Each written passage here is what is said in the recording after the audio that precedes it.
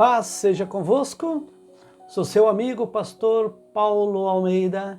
Esse é mais um Fé para Vencer. Eu quero trazer uma breve palavra que tem por título Lançando Fora a Incredulidade. Acho que muitos cristãos não conseguem perceber o quanto sinistro e perigoso é a incredulidade.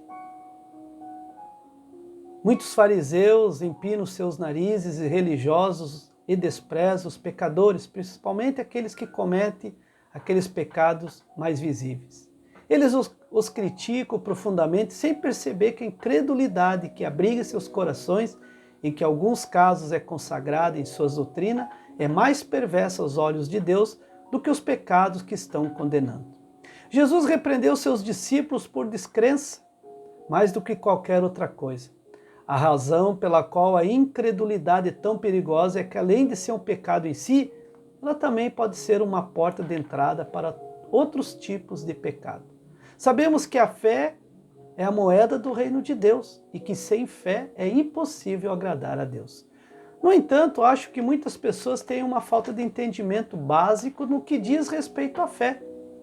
Eles oram e buscam ter mais e mais fé, mas se eu lhe disser que você já tem fé o suficiente e que o problema não é você ter pouca fé, o problema é você ter muita incredulidade.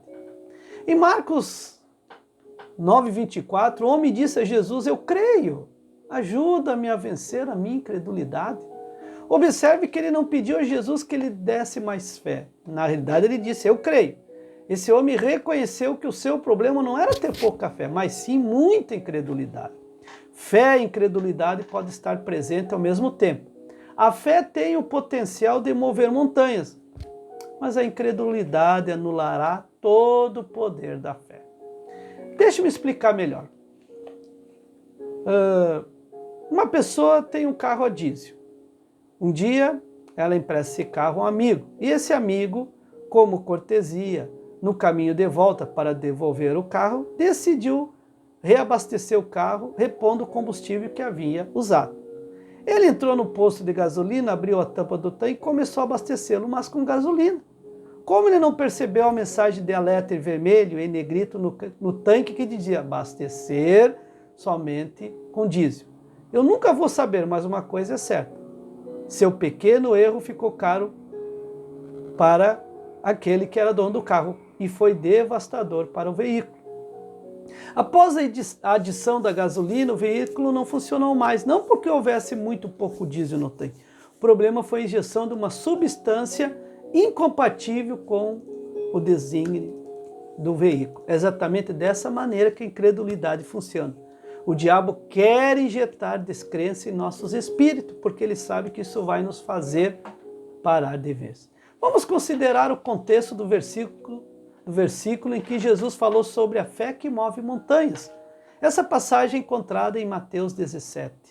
Um certo homem com um filho possuído por demônios havia pedido ajuda aos discípulos de Jesus, mas quando eles não puderam expulsar os espíritos malignos, perguntaram a Jesus por que tinham sido tão mal sucedidos. E Jesus respondeu: por causa da vossa incredulidade. Essa é uma explicação muito clara e precisa que Jesus reiterou dizendo: se vocês tiverem fé do tamanho de um grão de mostarda, poderão dizer a esse monte: vá daqui para lá e ele irá, nada lhe será impossível. Até agora tudo isso parece bem claro, porém a simplicidade e a clareza dessa declaração são muitas vezes ofuscadas por confusão devido às próprias palavras que Jesus falou: mas esta casta de demônios não se expulsa senão pela oração e pelo jejum. Quase parece que Jesus se contradiz. Quando perguntado por que os discípulos não haviam conseguido expulsar os demônios, ele disse que era por causa da incredulidade. Entretanto, agora ele parece estar dizendo que é porque eles não haviam jejuado e orado o suficiente. Qual desses dois motivos seria a razão, então? Na realidade, essa confusão somente acontece quando deixamos de perceber a moral da história. À primeira vista, pode parecer que o demônio seja o foco dessa história, mas se examinarmos mais detalhadamente, percebemos que o verdadeiro antagonista dessa história não é o demônio, não é o mal, mas um espírito de incredulidade.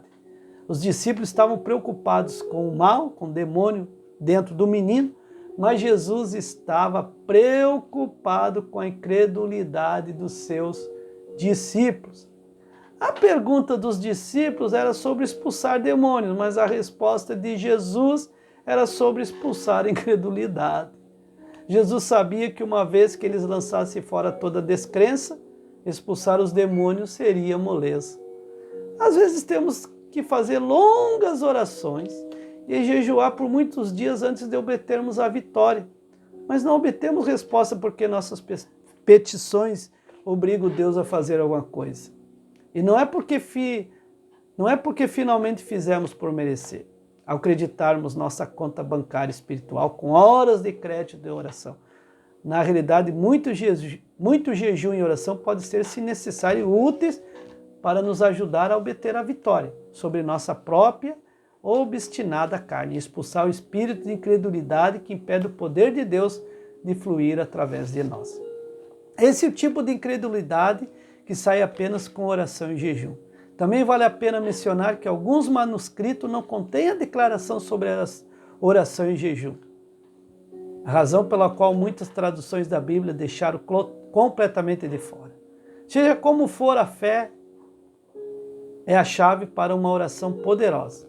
Esse é o ponto que Jesus quis fazer nessa história. Em Mateus 9:25, quando a filha de Jairo morreu, Jesus teve de enviar todos para fora da sala antes que ele pudesse ressuscitá-la dentre os mortos, porque ele não permitiu que todos aqueles céticos desdenhosos vissem o milagre com seus próprios olhos, porque ele teve que expulsar a incredulidade.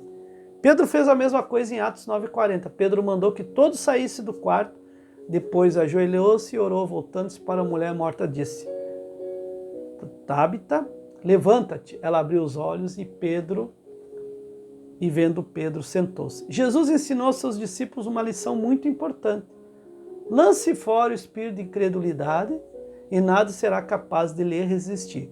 Demônios, morte, até montanhas mais formidáveis obedecerão ao seu comando. As enfermidades, as circunstâncias, aqui representado pelas montanhas, elas sairão. A palavra de Deus diz que sem fé é impossível agradar a Deus. Aqui, quando diz sem fé, fala da incredulidade. Jesus também, certa feita, ele esteve em sua cidade natal e lá ele não pôde fazer nenhum milagre por causa da incredulidade. Então você vê aqui, meus queridos, que a dúvida, que a incredulidade, ela impede, ela atrapalha o agir de Deus. Eu tenho que crer, eu tenho que confiar no Senhor, que o Senhor venha lhe dar uma fé, que você venha buscar, por meio da oração e de jejum, a fé que vai fazer você vencer. Deus abençoe, se inscreva no nosso canal, deixe teu like, compartilhe, e esse foi mais um Fé para Vencer, com seu amigo, Pastor Paulo Almeida.